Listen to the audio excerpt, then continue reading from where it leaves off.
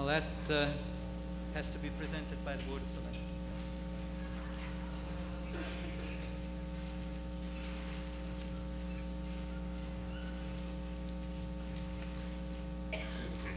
Mr. Moderator, I move that the following person be admitted to the meeting. Michael Luck, 3 Russ Lane, North Reading.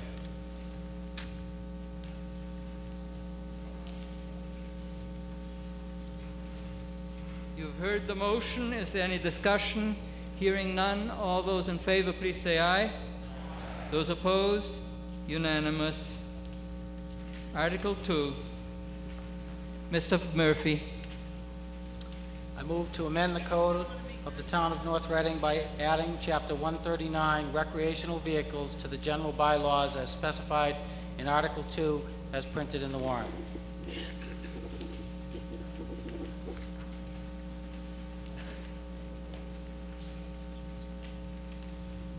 Heard the motion to amend the code of the town by adding Chapter 139 recreational vehicles to the general bylaws specified in Article 2 as printed in the warrant. Does the Finance Committee wish to make a recommendation? Ms. Ralph. Mr. Moderator, no action required. Does the Board of Selectmen wish to make a recommendation? Mr. Murphy. The Board of Selectmen recommends. Is there any further discussion? Hearing on the article, please state your name and address. My name is Ralph Hannon. I'm sorry, sir. The gentleman behind you stood up first. We'll recognize you. Thomas Baden, 398 Park Street, North Reading. Mr. Strauss. As president of the North Reading Motocross team, I represent 9 North Reading families whose children ride off-road vehicles. This article was introduced at the Springtown meeting, and now we have it here in front of us again. I believe it is yet another attempt to limit the use of our property. Presently, there are many laws on the books that would allow one to stop or curtail unwanted noise or nuisance. The article that was passed over last spring was a neighbor versus neighbor problem, and one that was unrelated to noise, since quads or 4-wheel motorized vehicles are quieter than your average lawnmower. I would ask that we vote no on this article. Many of our friends and neighbors all across town own and ride a variety of off-road vehicles. The article as written would make illegal many of these benign activities. If our Board of Selectmen was serious about the quality of life here in North Reading, they would purchase a decibel meter, as Wakefield has done, and control the Harley-Davidsons that roam our streets without mufflers all season long, 24 hours a day. Thank you. The other gentleman, please state your name and address, sir. Yeah, my name is Ralph Hannon, 77 Haverhill Street. And my objection isn't exactly the way the previous gentleman, but as written, this item would exclude SUVs, Jeeps, and motorcycles, all advertised heavily as off-the-road vehicles, from operation on public roads. The wording in this thing is absolutely terrible from my point of view. My recommendation is that we push this back into the selectmen, ask them to take a look at it, and repeat the thing next spring. Thank you. Please state your name and address, sir. Ray Martinez, 21 Concord Street. These machines are motorcycles on 4 wheels. They are not lawnmowers. They are very noisy. I'm one of the neighbors who started this thing last year, and it's still going on. They are not lawnmowers. They're very noisy, like most people will, I think, understand. Thank you very much.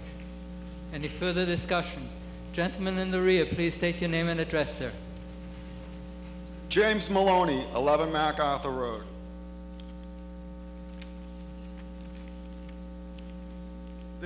This question 2 is the result of a dispute among neighbors. If question 2 passes, we will be penalizing hundreds of town residents who use mini bikes, dirt bikes, snowmobiles, etc., just because of one family who annoyed their neighbors. Please vote no. Gentleman at the microphone, please state your name and address. Tony Romano, 8 Marshall Street. While I agree with the sentiment in this, I have to say that it should be worded a little bit differently. I can't see, it says that it can only be operated on the land that you own, but it doesn't say anything if you allow somebody else to go on your land, you wouldn't be the owner, and that's not stated in here. So I couldn't give permission, should I want to, which I don't, to allow somebody to ride in my land. This would preclude that, and it doesn't, as another individual was saying, say anything about it being exclusively for all off-terrain vehicles or vehicles that are not registerable for the public streets. Is it possible to amend these to satisfy those 2 points? Any amendment, Mr. Romano, will have to be in writing, and it will have to be presented before the motion that's immediately pending is voted on. So you have very limited time.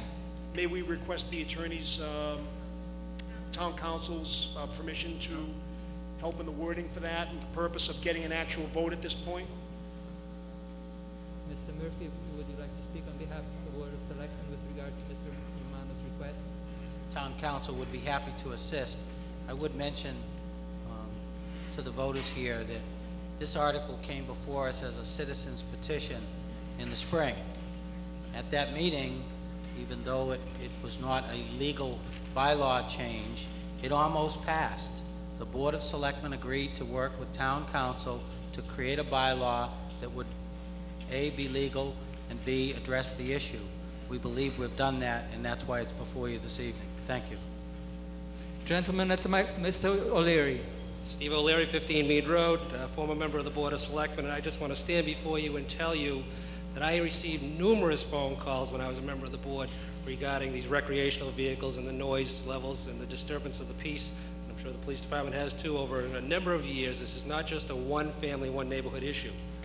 Last spring, I think the general sentiment of town meeting was that we have to look in favor of securing the peace and tranquility of our community, the majority of our community, not necessarily at the expense of the minority, but unfortunately this minority does disturb the peace, and they are not reasonable, and they do alter the vehicles that they have, and the decibel levels do exceed what they should.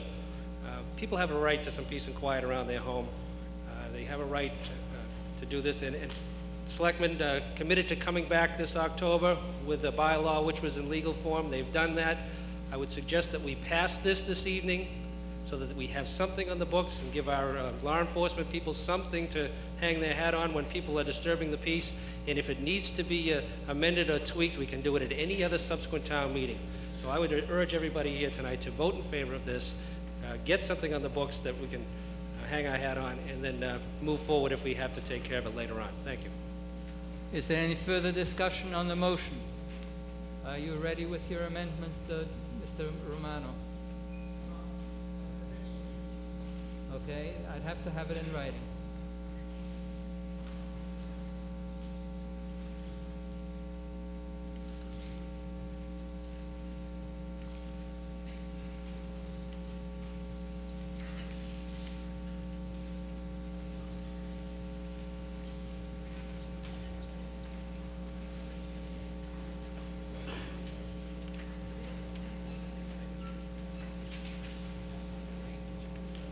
Chair will call a 60-second recess to give town council enough time to write out the motion to amend without getting writer's cramp.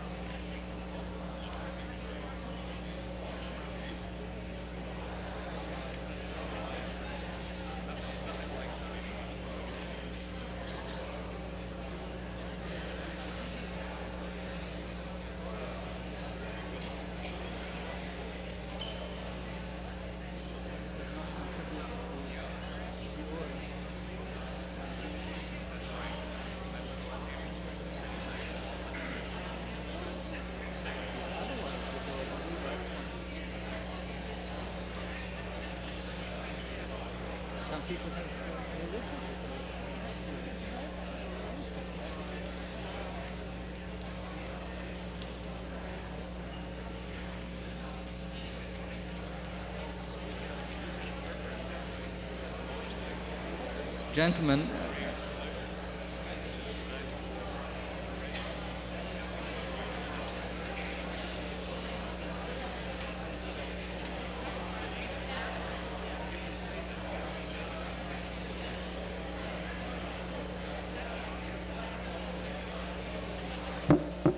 now, first read I'll call the meeting back to order. The recess is over. Mr. Romano, would you please read your motion to amend? Yes, at the microphone, so we all know what it is. I move to amend Article 2 by adding the words, "except vehicles registered by the Commonwealth of Massachusetts" after the words "unimproved terrain" in the first paragraph, and by adding the words "or with the permission of the owner" at the end of the second paragraph.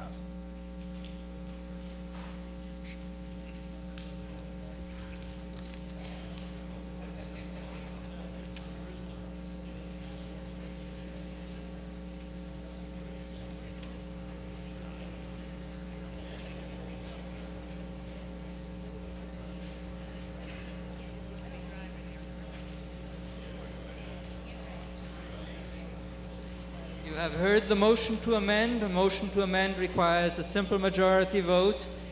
Do you wish to speak on behalf of your motion, Mr. Romano? You may. You have up to 5 minutes to persuade the meeting, the people at the meeting to vote for your motion. I do agree with this, the intent of this, but I would hate to see it defeated or passed and then have all kinds of a rigmarole about it not being clear. And I can't see how, if this is a vehicle that's registered by the Commonwealth of Massachusetts and operated by a licensed operator, that we can legally preclude anybody from driving it wherever they want to. I may be mistaken, I'm no lawyer, but it would seem only reasonable that if it's registered and you have a license, how can we preclude you from driving it? And the second point is that where it says, except the land owned by the owner of this vehicle, well, if there were more than one person that had a desire to drive one of these things, I can't see how I could not give permission to somebody else to do something on my land, which is a legal activity. So those are, I think, just amendments so to preclude any kind of getting around this and making sure the real intent of it is followed. It's merely a clarification, I believe, unless somebody else has another improvement. On the motion to amend, we'll take the gentleman at the microphone first and then the lady in the center section. Mel Webster, 51 Spruce Road. I think the second part of the amendment kind of defeats the purpose of the bylaw. If I have in my neighborhood a couple of folks who have these four-wheelers, they can use them on their own land. If they can then give permission to other people to come onto their land and use their four-wheelers, it seems to defeat the purpose of the bylaw, so I would be against the amendment. The lady at the microphone, please state your name and address. Loretta Capizzuto, 12 Duane Drive. As long as we're wordsmithing this, I just circled unimproved terrain. I don't understand what that means. Does that mean that a scooter, a motorized scooter, can still motor around at Ipswich River Park and run people down? I have a real concern about that. I don't know what unimproved terrain means, so I'd like some clarification. I think that the question is more relevant when the main motion is back for consideration, but we'll go on with the discussion. I'm Ray Martinez, 21 Concord Street. Mr. Martinez. If you pass this law, this amendment, that means you can have 5 or 6 vehicles next door to your house going around in circles all day long? Is that true? Is that what it means? It's a racetrack.